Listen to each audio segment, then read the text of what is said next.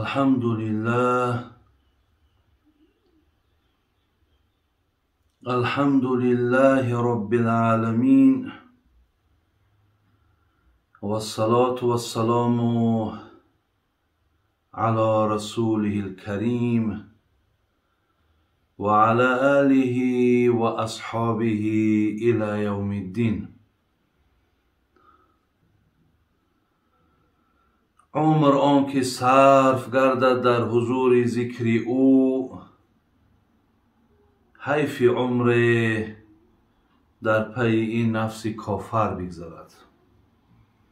السلام علیکم و رحمت الله و برکاته. از الله بسیار مهربان، از الله بسیار بنده نواز،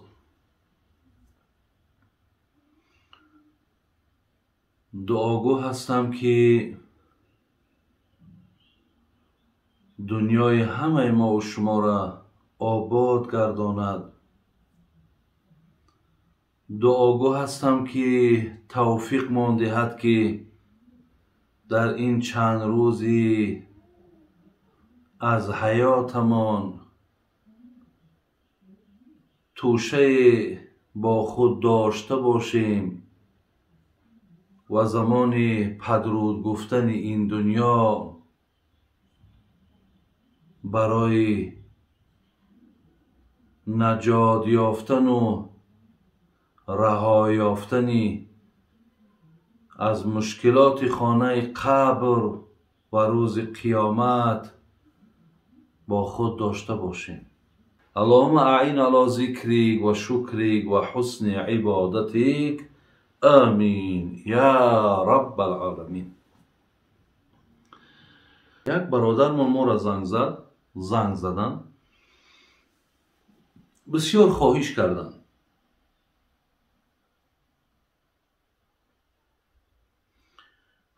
کردن که یک سوال میتونم همه را التماس شما جواب گوین. اگر چنده که این با برادر خودم گفت تعلق داره ولی شاید همین خیرنگ برادر من بسیار باشند، برای همشون این یک درس شود.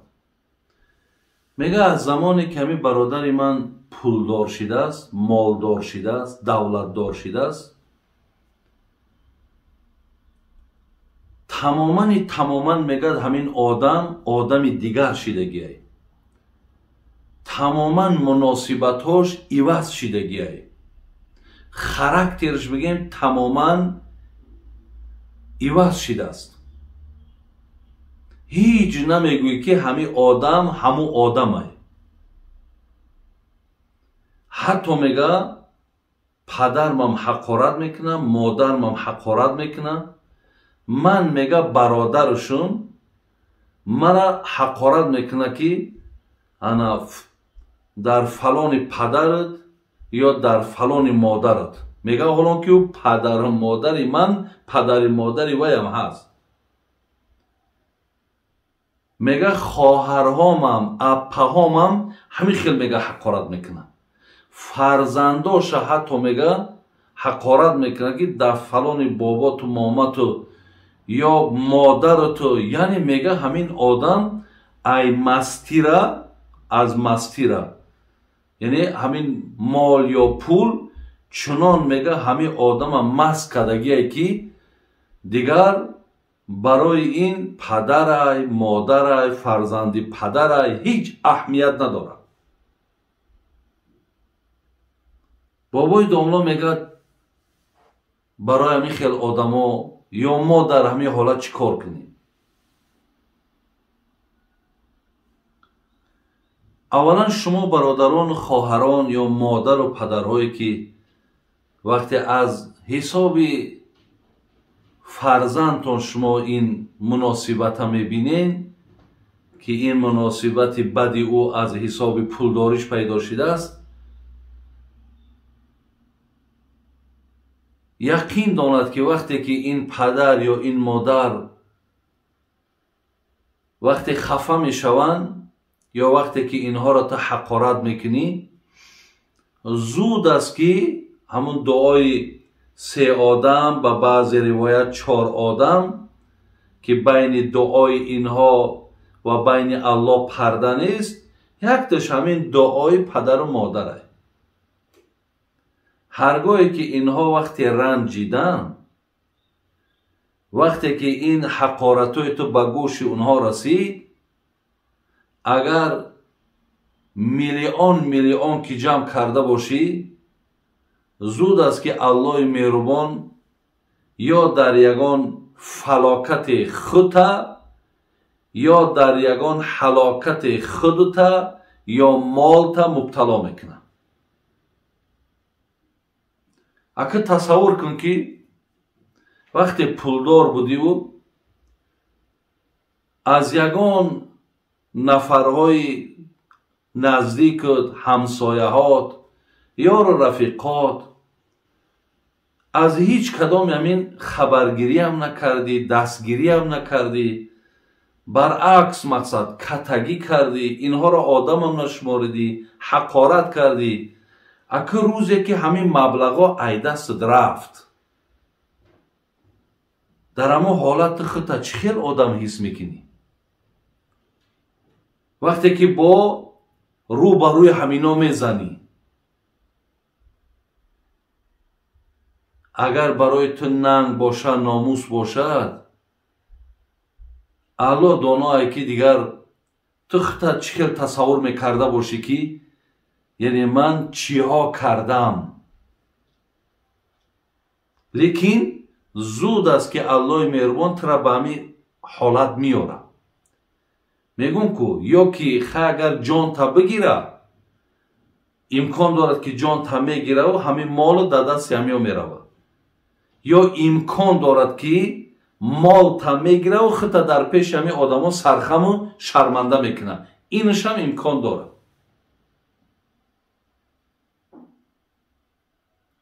барои ҳамин шумо хоҳарҳо, бародарҳо, дар баробари муомилаи ҳамин одам шумо хафа нашед. хафа ба маънои чӣ? хафа ба маъное ки шумо ин чиза ҷиддӣ қабул накунед. фақат интизор бошед ки зуде ки ҳамун соати хори ҳамин одам меояд. ҳаминра интизор бошед. ва бо ин муомилааш ба шумо ягон зиёнҳои на дунёӣ на ухравӣ расонда наметавонад. фақат ин хел мардума Аллоҳи меҳрубон барои ибрати дигарҳо, барои ибрате ки барои дигарҳо шавад, ин роҳра ин одам интихоб мекунаву баъдан ба он чизое ки гуфтам хориву пастиву ҳалокат мерасад, то дигар нафарҳое ки вақти ҳамин маблағ ки расид бояд ранги ин накунад.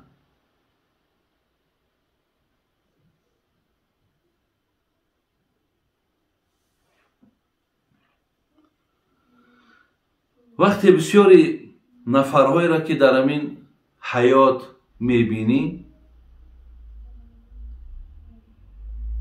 агар ба шарте ки пулдор бошад, молдор бошад, дар баробараш агар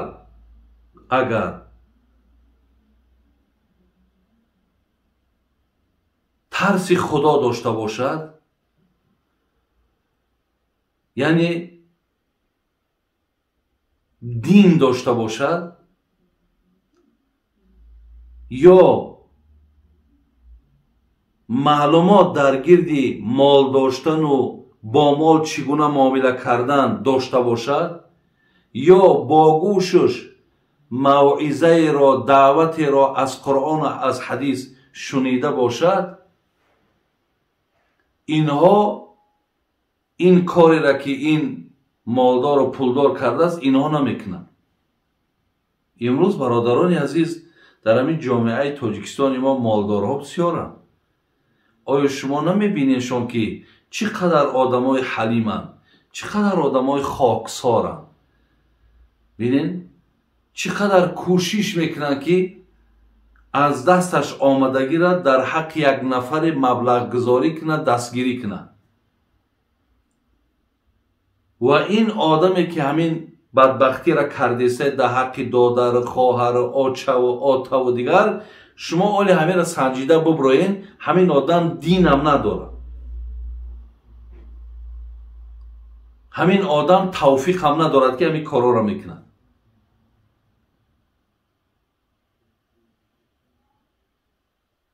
برای همین با همه آن کسانی که خداوند برای شما مال داد، پول داد، حرکت کنین که هیچ وقت رفتانه، معاملتانه، شیشت و خیستانه عوض نکنین. نفرهایی که با شما در زمانهای همو ناداری و فقیری و بیپولید، با تو همسایه بود، با تو جوره بود، با تو همسینف بود، مقصد چیزی بود نبود، از اونا هیچ وقت خودت کنار نگی.